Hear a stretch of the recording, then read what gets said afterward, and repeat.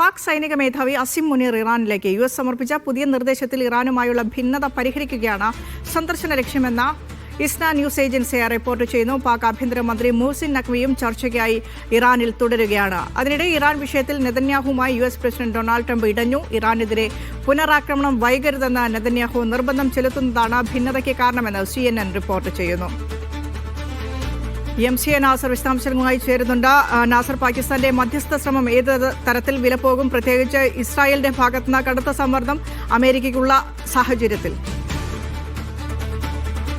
തീർച്ചയായിട്ടും നിർണായകമായിട്ടുള്ള ഒരു ഘട്ടത്തിലേക്കാണ് ചർച്ച പുരോഗമിക്കുന്നതെന്നാണ് ഇറാനിൽ നിന്നും അതോടൊപ്പം തന്നെ പാകിസ്ഥാനിൽ നിന്നും ലഭ്യമാകുന്ന റിപ്പോർട്ടുകൾ. അവസാനവട്ട നീക്കം എന്ന നിലയ്ക്കാണ് ഇപ്പോൾ പാക് പട്ടാളം മേധാവി അസിം മുനീർ ഇറാനിലേക്ക് തിരിക്കുന്നത്. പാകിസ്ഥാന്റെ ആഭ്യന്തരമന്ത്രി മുഹസിൻ നഖ്വി പിന്നിട്ട് 2 ദിവസങ്ങളിലായിട്ട് വിവിധ നേതാക്കളുമായിട്ട് ഇറാനിൽ കൂടിയാലോചനകൾ തുടരുന്നുണ്ട്. കാരണം നേരത്തെ ഇറാൻ കൈമാറിയിരുന്ന 14 ഇന പോയിന്റുകളും അമേരിക്കൻ പ്രസിഡന്റ് ട്രംപ് തള്ളുകയായിരുന്നു. തുടർന്ന് അമേരിക്ക ചില ഭേദഗതി നിർദ്ദേശങ്ങൾ മുന്നോട്ട് വെച്ചു. അതിന്റെ അടിസ്ഥാനത്തിലാണ് ഇപ്പോൾ ഏറെക്കുറെ ഭിന്നതകൾ കുറേയൊക്കെ പരിഹരിക്കപ്പെടുന്നതായിട്ടുള്ള റിപ്പോർട്ടുകളാണ് ഇറാൻ വാർത്താ ഏജൻസി പോലും നൽകുന്നത്. പക്ഷേ ഔദ്യോഗികമായിട്ടുള്ള സ്ഥിരീകരണത്തിലേക്കോ ഒരു ഔപചാരികമായിട്ടുള്ള ചർച്ചയോടെ ഒരു ചട്ടക്കൂട് തയ്യാറാക്കുന്നത് സംബന്ധിച്ച് പൂർണ്ണമായിട്ടുള്ള ധാരണയിലെത്തിയിട്ടില്ല. അതിനുവേണ്ടിയാണ് ഇപ്പോൾ അസിം മുനീർ തിരക്കിട്ട ഒരു സന്ദർശനം ഇറാനിലേക്ക് വെച്ചിരിക്കുന്നതെന്നാണ് റിപ്പോർട്ടുകൾ സൂചിപ്പിക്കുന്നത്. എന്തായാലും അമേരിക്കയും ഇത് സ്ഥിരീകരിക്കുന്നുണ്ട്. ചർച്ചകൾ വളരെ ശുഭകരമായിട്ട് മുന്നോട്ട് പോകുന്നുണ്ട്. പൂർണ്ണമായും തങ്ങൾ മുന്നോട്ട് വെച്ചിരിക്കുന്ന ഉപാധികൾ അംഗീകരിച്ചിട്ടില്ല എങ്കിൽ പോലും സമയബന്ധിതമായിട്ട് അക്കാര്യങ്ങളിൽ ഒരു വ്യക്തത വരുത്താൻ ഇറാൻ നേതൃത്വത്തിന് സാധിക്കുമെന്ന പ്രതീക്ഷയാണ് തങ്ങൾക്കുള്ളതെന്നാണ് വൈറ്റ് ഹൌസ് വൃത്തങ്ങളെ ഉദ്ധരിച്ചുകൊണ്ട് അമേരിക്കൻ മാധ്യമങ്ങൾ റിപ്പോർട്ട് ചെയ്യുന്നത്. എന്തായാലും വലിയ ഒരു പ്രതീക്ഷ രൂപപ്പെട്ടിട്ടുണ്ട്. പക്ഷേ നേരത്തെയും ഇതുപോലെ തന്നെ അവസാന ഘട്ടത്തിലാണ് അമേരിക്കയുടെ കടുംപിടുത്തം കാരണം ആ പ്രതീക്ഷകളൊക്കെയും തകർന്ന ഒരു സാഹചര്യം ഉണ്ടായത്. പക്ഷേ ഇത്തവണയും ഒരുപക്ഷെ ഈ ട്രംപ് ഏതെങ്കിലും അർത്ഥത്തിൽ നയതന്ത്ര പ്രശ്നപരിഹാരത്തിലേക്ക് വരികയാണെങ്കിൽ അതിനനുകൂലമായിട്ടുള്ള ഒരു സാഹചര്യമാണ് ഇപ്പോൾ രൂപപ്പെട്ടതെന്നാണ് മധ്യസ്ഥ രാജ്യങ്ങൾ നൽകുന്ന സൂചന. പക്ഷേ യുറേനിയം സമ്പുഷ്ടീകരണത്തിന്റെ കാര്യത്തിലും സമ്പുഷ്ടീകരിച്ച് യുറേനിയം കൈമാറുന്ന കാര്യത്തിലും ഹോർമുസിന്റെ പരമാധികാരം കൈവിട്ടു കൊടുക്കുന്ന കാര്യത്തിലും ഒരു വിട്ടുവീഴ്ചയും ഉണ്ടാകില്ല എന്ന് തന്നെയാണ് ഇറാൻ വിദേശകാര്യമന്ത്രിയും ഇറാന്റെ പാർലമെന്റ് സ്പീക്കറും ഇന്ന് വ്യക്തമായിട്ടും നിലപാട് അറിയിച്ചിരിക്കുന്നത്. ഈ സാഹചര്യത്തിൽ ഒരു പൂർണ്ണമായിട്ടുള്ള ഒരു കരാറിലേക്ക് എത്ര കണ്ട് വരാൻ സാധിക്കുമെന്ന കാര്യത്തിൽ ഇപ്പോൾ പോലും അവ്യക്തതയുണ്ട്. പക്ഷേ എങ്കിൽ പോലും വളരെ ശുഭകരമായി ചർച്ചകൾ മുന്നോട്ട് പോകുന്നുവെന്നാണ് ലഭ്യമാകുന്ന റിപ്പോർട്ടുകൾ.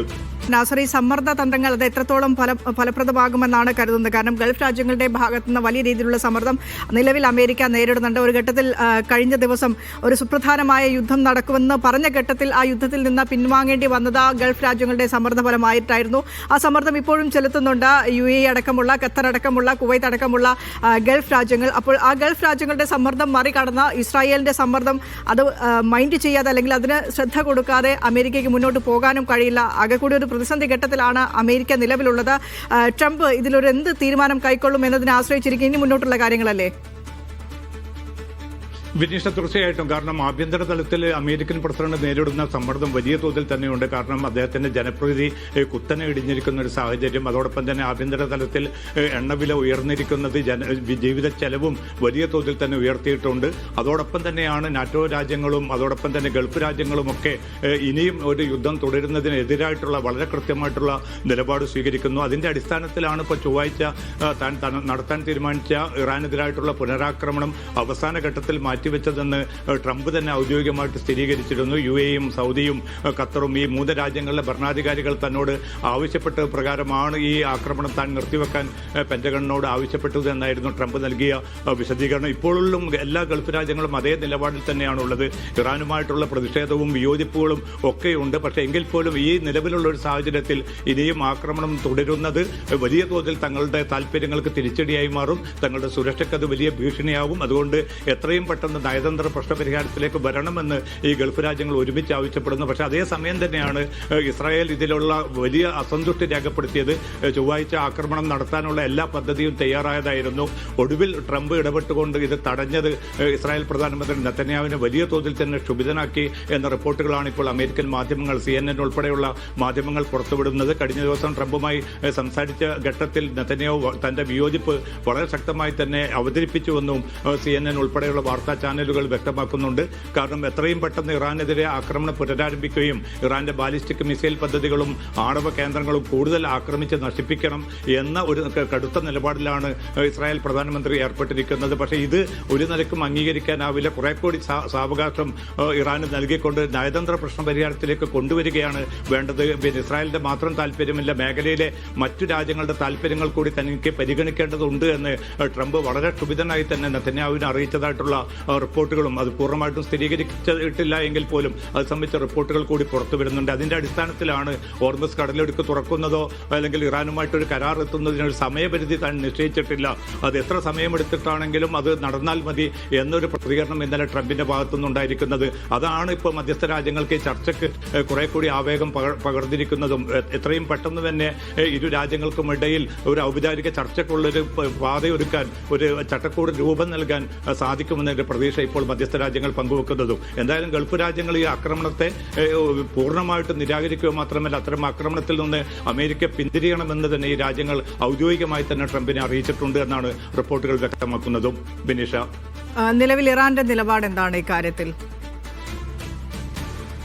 ഇറാൻ വളരെ കൃത്യമായി തന്നെ നിലപാടുകൾ ഇന്നലെയും ഇന്നുമായിട്ട് അവതരിപ്പിച്ചിട്ടുണ്ട്. പാർലമെന്റ് സ്പീക്കർ മുഹമ്മദ് ബാഖർ ഖലിബാഫ്, അതോടൊപ്പം തന്നെ ഇറാന്റെ പ്രസിഡന്റ് മസൂദ് പെഷസ്കിയാൻ, ഇറാന്റെ വിദേശകാര്യമന്ത്രി അബ്ബാസ് അറാഖ്ചി ഉൾപ്പെടെയുള്ള ഈ മൂന്ന് നേതൃത്വവും നൽകിയിരിക്കുന്ന പ്രതികരണം എന്നത് അടിച്ചേൽപ്പിക്കുന്ന ഉപാധികൾ തങ്ങൾ അംഗീകരിക്കുന്ന പ്രശ്നമില്ല. നയതന്ത്രപരമായിട്ടുള്ള ചർച്ചയ്ക്ക് എന്നും തുറന്ന ഒരു മനസ്സാണ് തങ്ങൾ പ്രകടിപ്പിച്ചത്. പക്ഷേ ആ ചർച്ചയുടെ മധ്യത്തിലാണ് തികച്ചും ഏകപക്ഷീയമായിട്ടുള്ള കടന്നാക്രമണം, തങ്ങളുടെ പരമാധികാരത്തെ ലംഘിക്കാനുള്ള നീക്കം നടന്നത്. അതുകൊണ്ട് ഇനി വളരെ കരുതലോടുകൂടി മാത്രമായിരിക്കും തങ്ങളുടെ പ്രതികരണം. തങ്ങളുടേതായിട്ടുള്ള താല്പര്യങ്ങൾ, ഇറാന്റെ ജനതയുടെ താല്പര്യങ്ങൾ, സമാധാനപരമായിട്ടുള്ള ആണവ പദ്ധതിയുമായിട്ട് മുന്നോട്ട് പോകാനുള്ള അവകാശം, ഇത് ഹനിച്ചുകൊണ്ടുള്ള ഒരു ഒത്തുതീർപ്പിനും തങ്ങളില്ല. അതുകൊണ്ട് അത്തരം അടിച്ചേൽപ്പിക്കൽ തിട്ടൂരങ്ങളുമായിട്ട് ഇങ്ങോട്ട് വരേണ്ടതില്ല. യുദ്ധമാണെങ്കിൽ അതിനെ നേരിടാൻ സർവ്വ നിലയ്ക്കും തങ്ങൾ സജ്ജമാണ്. ഒരു നേരത്തെയുള്ള യുദ്ധത്തിൽ നിന്നുള്ള പാഠങ്ങൾ തങ്ങൾക്കറിയാം. ആ പാഠങ്ങൾ ഉൾക്കൊണ്ടുകൊണ്ട് ഏറ്റവും ശക്തമായിട്ടുള്ള ചെറുത്തുനിൽപ്പ് തന്നെ നിങ്ങൾക്ക് പ്രതീക്ഷിക്കാം. ഗൾഫ് മേഖലയിൽ മാത്രം അത് പരിമിതപ്പെടുകയില്ല. ഗൾഫിനപ്പുറത്തേക്കും ആ യുദ്ധത്തിന്റെ പ്രത്യാഘാതം ഉണ്ടാകുമെന്ന വളരെ ശക്തമായിട്ടുള്ള ഒരു മുന്നറിയിപ്പ് കൂടിയാണ് ഈ മൂന്ന് നേതാക്കളും നൽകിയിരിക്കുന്നത്. അതിന്റെ കൂടി അടിസ്ഥാനത്തിലാണ് കരുതലോടുകൂടി മാത്രം ഇനി ഇറാന്റെ കാര്യത്തിൽ നീങ്ങിയാൽ മതി എന്നൊരു തീർപ്പിലേക്ക് ട്രംപ് എത്തിച്ചേർന്നതായ റിപ്പോർട്ടുകൾ കൂടി ഇപ്പോൾ ഏറ്റവും അവസാനം പുറത്തു വരുന്നുണ്ട്. ബിനീഷ്.